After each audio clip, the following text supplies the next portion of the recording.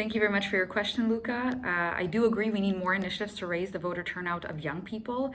We do see young people are more interested in self-organization type of participation, for example, social media activism or signing petitions or going to the streets with Fridays for Future. But while initiatives like this time of voting are really great, I think we should also lower the age of participation for existing mechanisms. For example, the European Citizens Initiative. I think that from age 16 and 17, all young people should be able to sign an ECI that is important to them, and that way they can also have their voice be heard, as well as lowering the voting age to 16. I think it's a really great question because it is one of the problems that we're struggling with as young people in Europe is that sometimes young people find it easier at least to engage in newer forms of participation. Young people go to protests, they're active online, they debate, but sometimes you're right, there is lacking participation in these formal electoral systems. And those are really important, right? Because a lot of power is centered with the people who make our laws. So I absolutely think that it's key that young people turn out. Some of the things we're working with in the European Youth Forum is making the vote even more accessible. We want to lower the voting age to 16. This has been done successfully in some European countries, such as Austria. And we really believe that bringing young people into the process as early as possible is, first of all, their human right, but more importantly, or as importantly, will also help young people gain the habit of democratic participation. I think the political parties have a huge responsibility in making sure that we're talking about youth-centered issues. Because if you turn on the television and you see a bunch of old men, sadly, debating the retirement age or whatever, then maybe you're less inclined to participate than if they're talking about youth participation, if they're at the local level, if they're talking about schooling, if they're talking about culture. Young people care about everything, but not enough politicians are speaking to the issues that young people care the very most about. So we're trying to work with political parties who are working with their manifestos right now for the European Parliament election to really ensure that the issues that young people care about, access to quality education, access to quality jobs early in your career, take center stage at the European Parliament elections. But no matter what, we only get the change that we ourselves create. So, Luca, I hope you vote if you're old enough to vote. If you're not, then I hope we manage to lower the voting age so that you are. And even if you can't, then organize, join civil society, join your student council or a scout troop or an exchange organization or even a political youth party and get involved with the democratic process. Get your friends, your fellow young people out there to the polls, because we need to lower the average age at the European Parliament. And Luca, I think you're going to help us. Yeah, no, I think that's a very relevant question. I was just in Switzerland, in Lucerne, actually, for the past 3 days at a conference called the Europa Forum, and the whole focus was on that. The theme was young ideas for the old continent. So I think it's something that even the boomer generation or those in power right now are aware of, which is good. I think just that awareness is in itself already a step forward. I think it's important because we do have to pass the baton in terms of interest, political interest, in terms of accessibility, information to millennials and people in Generation Z. If you look at civil society organizations, even my own Stand Up for Europe, just next week, we're starting a new European project called Make Your Vote, along with organizations in Bulgaria, Greece, Spain, Portugal, Italy, and here in Belgium, where we're based. And it's all about that. It's all about interviews, simulations, roundtable discussions about what the priorities of young people are leading up to the 2024 parliamentary elections, European parliamentary elections. And you read the stats about how more people are inclined to vote in national elections. But I think now with the pandemic, the war in Ukraine, the energy crisis, all of these things, like I think older generations in power and young people are realizing that you do need a European and EU push So I think if anything positive is coming out of these crises, obviously awful, and it shouldn't have taken these crises, but if anything positive comes out of that, I think there is now more of a push of we need change now, and who's going to do that? The younger generations. So yeah, it's a step in the right direction. I would just love to see more initiatives by political parties and political representatives of meeting up with young people to really, well, to have the engaged dialogue with young people, so that, because I think that it is a thing that could be bridged. I mean, age is not an absolute category. They need to meet with one another. So that is the first response. Claims for new ways of finding productive dialogues between young people and political representatives. And the second thing is that I'm just kind of longing for new parties to be inaugurated. I'm just longing for youth parties. I mean, why wouldn't that be a lovely idea? I mean, 30 years ago, there were no green parties, but now there are green parties. So there could be different parties. So youth parties, that would be a very important way of channeling young people's views into the political system. And since parties is the main thing in representative democracy, well, party innovation would be a great thing. Thanks for your question, Mariana. I think that if we put different groups of people in different boxes, saying that all young people vote progressive, all older people vote conservative, we're not going to get the responses from politicians that really reflect the diversity of all of our needs. Because after all, there are conservative young people and there are progressive older people, even if maybe this is not the trend. So the best way to make sure that all the diversity of views is heard is not to put people in these boxes. And that way, then politicians will look at an individual as an individual and not just as one person who's representing the views of a whole group of people, because we do have diversity in views. And on your question on how we can get younger people more interested in politics, I think the best way to do that is to relate politics to their daily life. And that's, for example, even in the way that the trash and waste management system is being managed in your local city and in your region.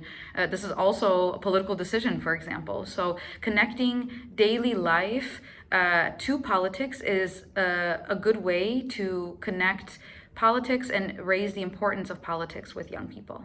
I think your question raises so many things, right? And I think one thing that's really key, we talked a little bit before about how to center youth issues in politics and in the last question.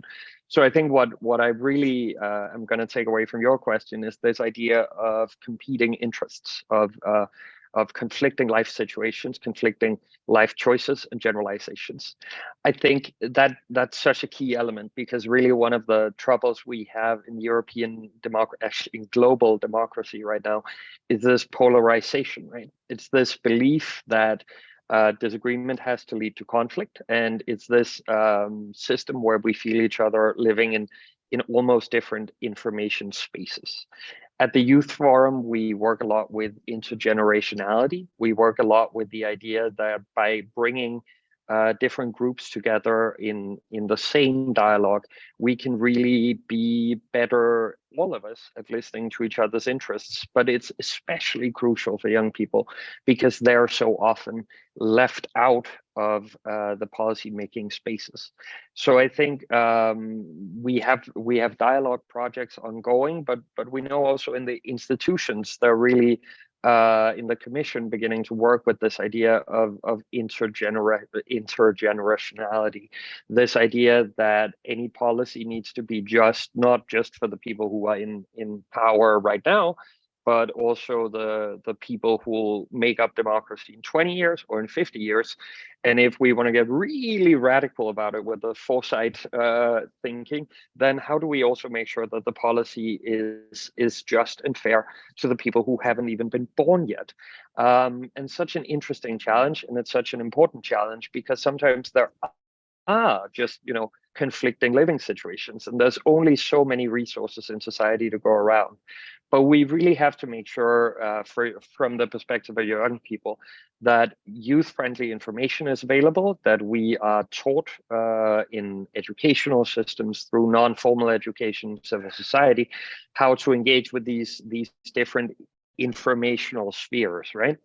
So I think your question really points a sore finger a finger at a sore spot, because we're just now developing those ideas in the European political debate. It's a complex question, but also important, because again, like I said to Luca, the shift of the boomer generation post-war, and then now the millennials and the Generation Z, I think it's important to recognize the advantages of each generation, because that's how cooperation is fostered. So, the older generations, obviously, they have more capital, they have more funds. And in order to make these like systemic changes, unfortunately, being realistic in a capitalistic society, you need those funds, you need that economic incentive. But the younger generations, what is our advantage is we have urgency. I think especially in the climate crisis, we have that urgency of now we're seeing the effects, we're seeing sea levels rise, all of these things, and climate migration. And so putting those two together, I think, is important. So the know-how, the experience of the older generations, along with the financial pushes, because, we need corporations and governments to accept taking these financial blows, because it's a huge change and, loss in profits and things like that. But also our generations have a lot of influence, whether that's through social media or just in general. I think we're good at banding together, as you're seeing around the world, support for Iran, in Europe with Ukraine. So I think it's good to try to fuse as best we can. I know it's easier said than done, but try to fuse these two groups, more than two, but that have these different skills. And also, I think it's important that people in positions of power politically, whether at the national level or European level, focus on intentionally employing youth. Because if you look at, accredited parliamentary assistants or people like that, even they're in their late 20s, early 30s. So I think, how do we even push that younger, right? It's important to get people right out of school, or, extremely young people involved from an early age, because that's how they move up and make changes. First of all, representation is lousy generally. So once again, political parties need to innovate very much more to be more capable of mirroring the breadth of ideas among citizenry generally, and that goes not only for young in comparison to old. You have other dimensions like well-educated, less educated people in the cities and people in the rural countryside. And we know, and that is the main problem overall in democracy in the times that we are living, that people are with lesser education, more rural setting, are feeling less represented than others. So I think that is an overall takeaway. A better functioning representation would also be a good thing for young people being represented, and for the balancing and weighing between old and young, and between different political views. So that is the second point. People are talking about polarization as a problem, and I tend to disagree. Democracy, polarization is a natural thing. We have different views, we have different ideas and longings, and that's the breeding ground for democracy. So it's more a matter of tolerance and respect for other people's views and claims and interests. So I think that is the second thing that I'm thinking about here. It's not a quick solution kind of answer to this young person, but it is a perspective, at least, that we should hopefully in the future be better to represent different ages, interests, and ideas. And then, one thing we have had recent elections in Sweden and for that matter in Italy too this year. And it is amazing because many young people have been voting very conservative, very nationalistic. So you couldn't assume that young people are radical or progressive or liberal, even though there's some trends are saying that they are. But with these examples from recent elections in Europe, you couldn't assume that young people are more progressive or radical and older people are more conservative. So I think that is also an important takeaway that also hangs together with my previous comment that, well, there is a breadth of democracy is about breadth of ideas, interests, and that is what we will have to live with. And maybe it could be comforting for a young person to think about not only is age the main difference between an individual and an older individual. I mean, interests and ideas would vary across age too. I 100% agree with you, Jordan. I would also be in favor of lowering the age to vote to 16. We see that this generation of young people is the most informed generation maybe ever. And that's, of course, thanks to the age of technology and all of the wealth of information that's out there.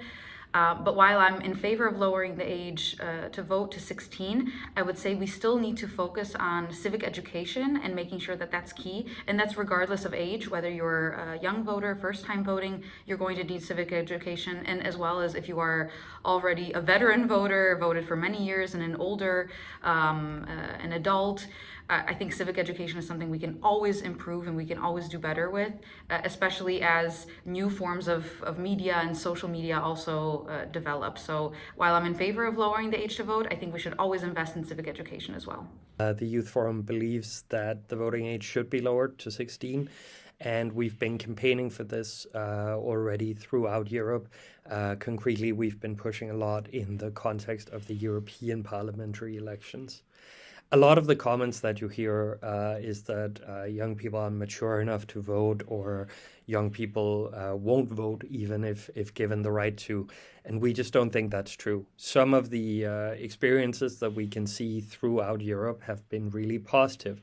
Austria is one example that really springs to mind, and which has had voted 16 for a very long time, where it's worked quite well. And we believe that when you let young people really participate, they will.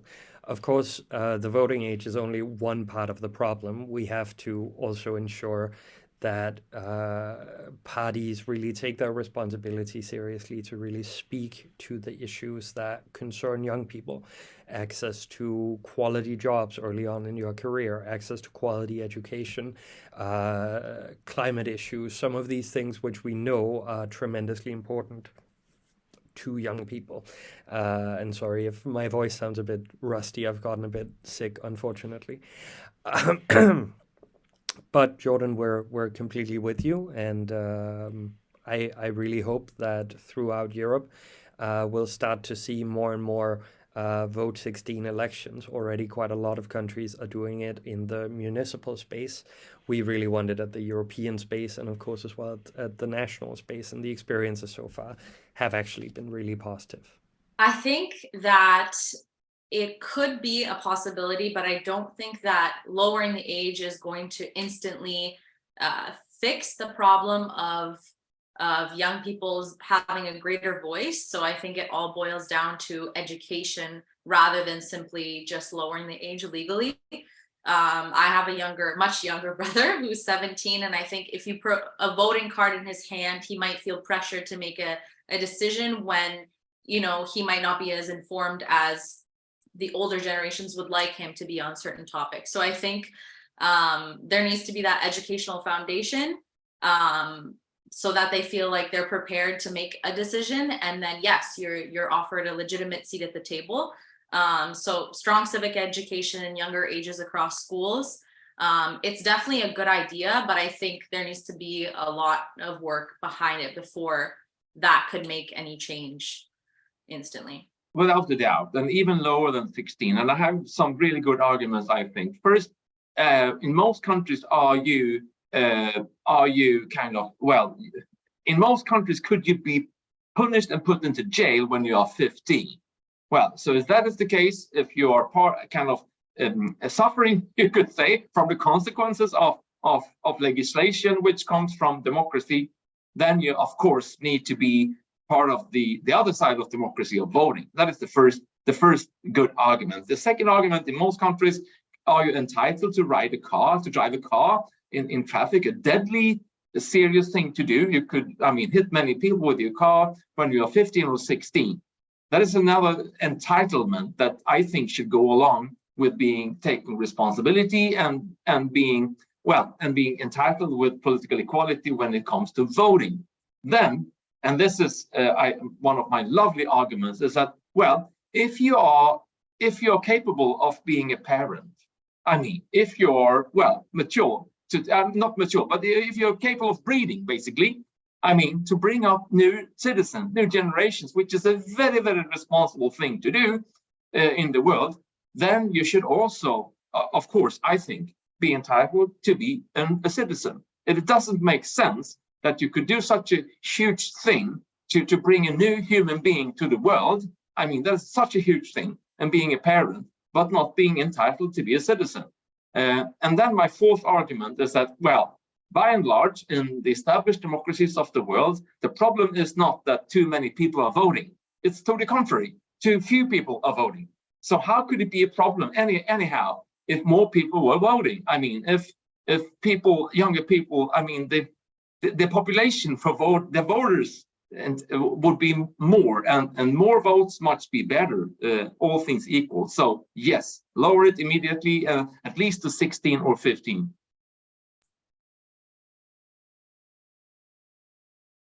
I'm also what I'd like to consider a young woman that needs to strengthen her political voice. And what I'd like to keep in mind is that women are 50% of the population, and young people are going to be more affected by the politics of today than any other generation. So therefore, if we don't advocate for ourselves, who will? The huge problem that young women face with discrimination in the political sphere.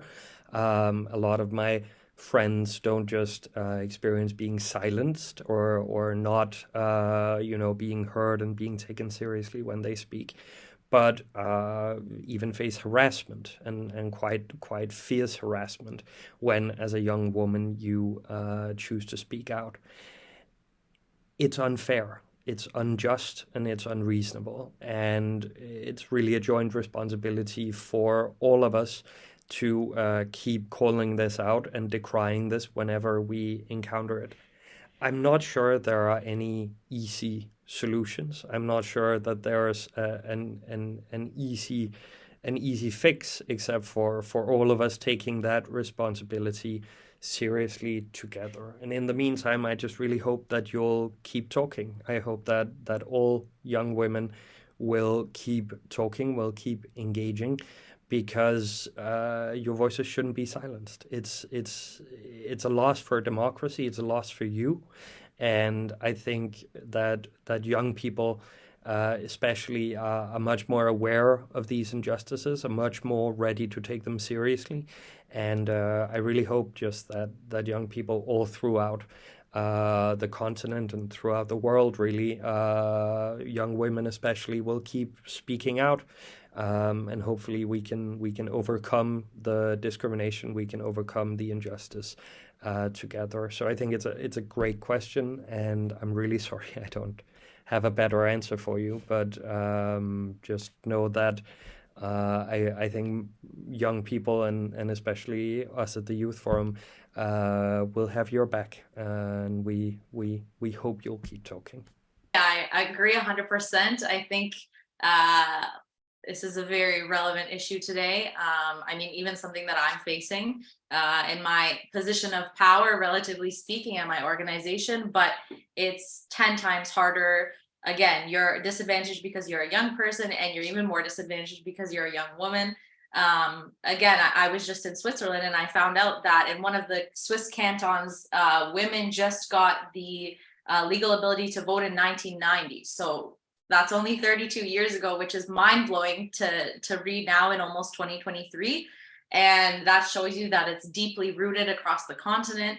So obviously it's unfortunately going to take time to change the mentality, but I think a good starting point is female mentorship. So I think women in positions of power should really focus on, empowering, teaching, mentoring constantly the women below them on the hierarchical, professional scale. But I think it goes beyond that, because that's a big responsibility to put on the shoulders of these women. I think initiatives like the Brussels Binder, for example, which is a database that has expert women in different fields, economics, law, policy, where you can go in if you're organizing events or conferences and contact women directly. It's sort of towards the abolition of manels, so man panels.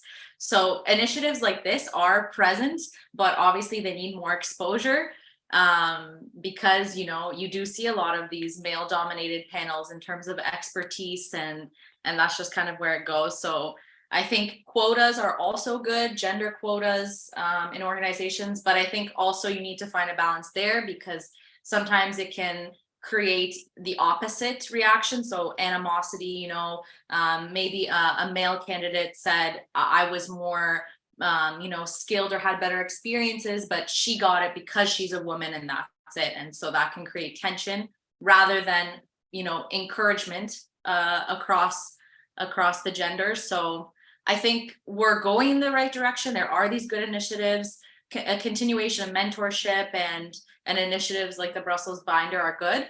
Obviously, we have a long way to go, but I think also, just keeping determined, which is easier said than done again, and demanding that respect. You need to have a thick skin, but it's important to show women even younger than you that it's possible. Well, I have one overall comment to this. In the International Youth Think Tank, which is my organization, we have this lovely method, which we call the open chair democracy talks, meaning that we take to the streets and have a very humble, you could say, dialogue with people on how they perceive what democracy is. And one thing that we have learned, and we have had those talks in more than 30 places for a full year, so we have met quite many people. And one thing that we have learned is that many people are thinking about democracy as a communal way. I mean, democracy as a thing not for individuals, but for groups. So people are kind of both longing and advising people for going together in groups to discuss, to acknowledge each other's interests and views and ideas, and together try to do something to make change come true. So, I mean, the problem is that it's not always an easy way. I mean, there are not typically forums or places to do this. So that is one of the longings that we have discovered, that people want to have spaces for democracy, you could say, where like-minded people could meet and discuss and maybe do things together. And I think that this is something really to the backbone of democracy. And I think that is what I want to say to this person. Think about yourself, not as an isolated individual, but think about you as a part of a group, and find yourself that group, define that group, or maybe two groups. What do I know? But the thing is, the mindset, democracy is about finding yourself a group and doing something together to pursue your common interests. And that is my take on that question.